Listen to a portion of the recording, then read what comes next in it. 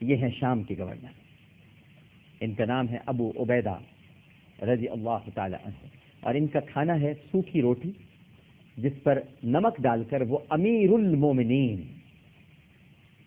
خلیفۃ المسلمین سیدنا فاروق اعظم رضی اللہ تعالی عنہ کو پیش کر رہے ہیں۔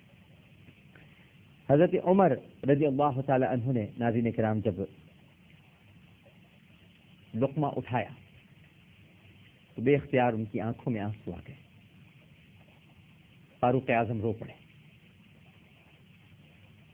کہنے لگے ارے اے ابو عبیدہ رضی اللہ تعالی، ملک کے شام کے خزانے فتح ہو گئے مگر تو نہ بدلا، شام فتح ہو گیا، اس کے خزانے مسلمانوں کے ہاتھ لگے مگر تو نہ بدلا۔ انہوں نے کہا، اور جو جواب دیا یہ ہماری آپ کی اصلاح کے لیے ہے۔ جواب کیا دیا ابو عبیدہ نے؟ حضرت ابو عبیدہ رضی اللہ تعالی عنہ اپنی آنکھوں میں آنسو بھر کے فاروق اعظم رضی اللہ تعالی عنہ سے مخاطب ہوئے، جو خود بھی اس وقت رو رہے تھے، اور کہا کہ کیا فرمایا امیر المومنین آپ نے کہ شام کے خزانے ہو گئے، ابو عبیدہ تو نہ بدلا؟ اے امیر المومنین، میں تو اپنے آقا، اپنے مولا، اپنے سیدی، اپنے مرشدی اللہ کے حبیب صلی اللہ علیہ وآلہ وسلم سے ایک عہد کر چکا تھا۔ فاروق اعظم نے کہا کہ کیا عہد کیا تھا تو نے، مجھے بھی تو بتا۔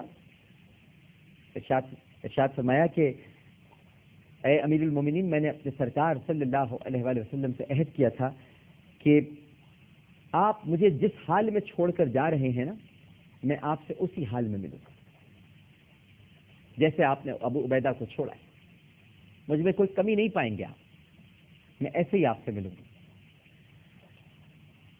اور نبی کریم صلی اللہ علیہ وآلہ وسلم نے فرمایا تھا کہ میں جس حال میں تمہیں چھوڑ کر جا رہا ہوں تمہیں اسی حال میں میرے پاس آنا ہے۔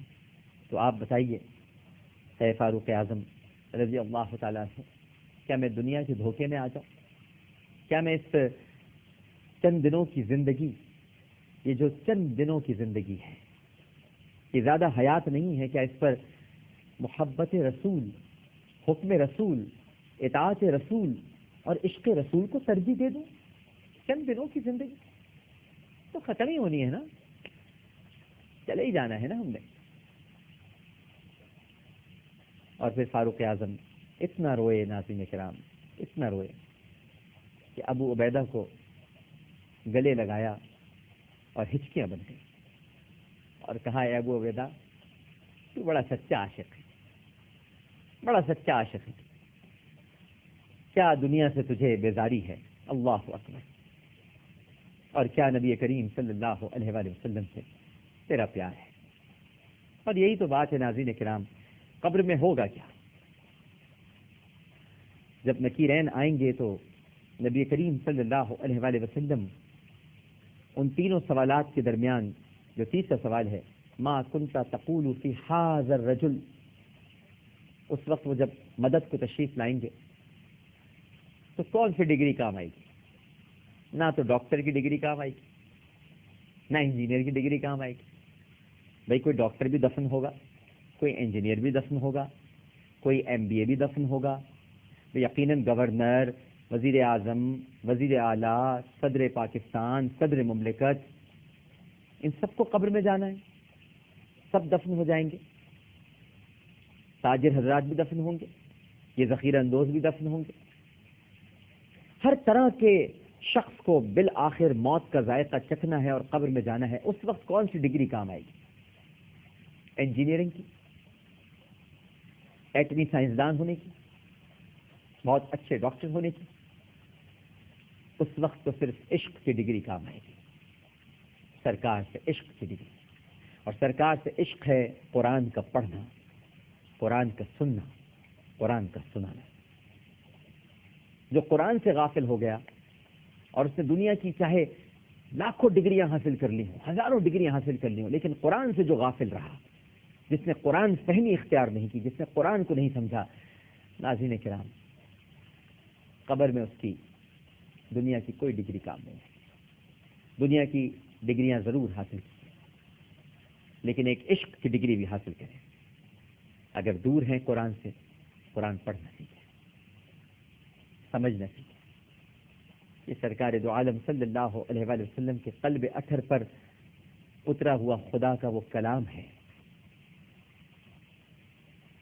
کہ جس کا اثر ناظرین کرام اگر آپ کو معلوم ہو جائے، یہ بزرگان دین ہی جانتے تھے۔ اور حضرت بختیار کاکی رحمہ اللہ تعالی ارشاد فرماتے ہیں کہ قرآن کا اثر کوئی جان جائے تو اس کے کلمات اگر کسی مردے پہ پڑھے جائیں تو وہ مردہ اٹھ کے کھڑا ہو جائے، اللہ کے حکم سے۔ اللہ کے حکم کے بغیر کچھ نہیں ہوتا، لیکن اس کلام میں اتنا اثر ہے کیونکہ کلام الہی ہے۔ امید ہے کہ ہمیں اس واقعے سے اپنی اصلاح کی توفیق ملے گی، اور ہم یہ دنیا پرستی میں جو مبتلا ہو گئے ہیں، دنیا کو جو ہم نے سب کچھ سمجھ لیا ہے کہ دنیا ہی ہمارا ٹھکانہ ہے، دنیا میں ہی رہنا ہے، بس اس کے بعد کچھ نہیں ہے، شاید اس